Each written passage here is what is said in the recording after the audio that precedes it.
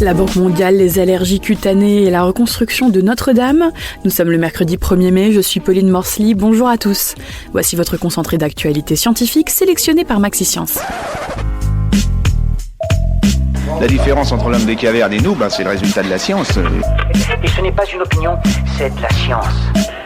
Notre monde n'est pas si moche. La Banque mondiale rend un rapport inquiétant. En 2050, 140 millions de personnes seront des réfugiés climatiques.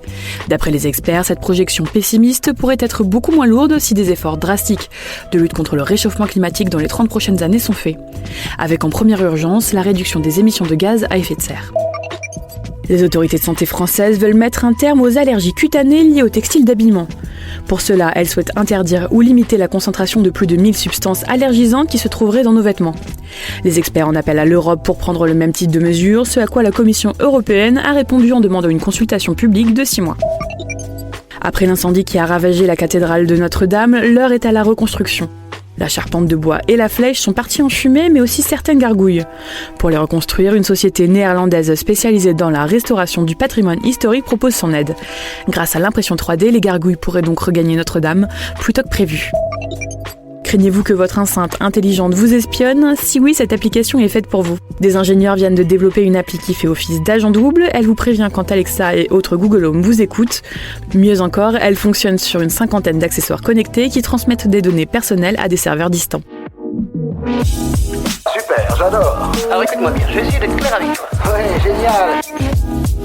Une drôle d'étude vient de sortir, selon les chercheurs de l'Université du Michigan, qui se sont appuyés sur les données collectées auprès de 33 000 personnes.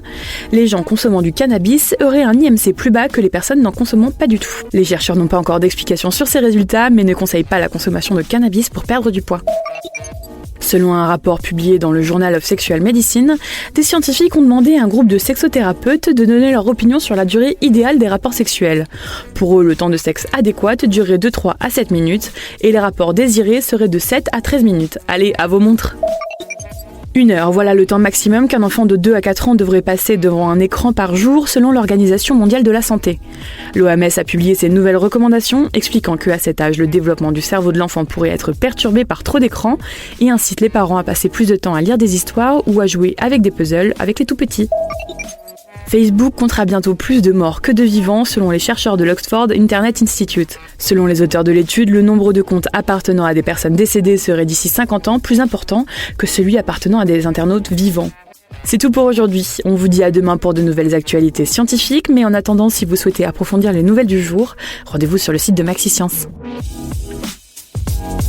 Voilà. Il ne reste plus qu'à vous remercier de votre attention. Au revoir.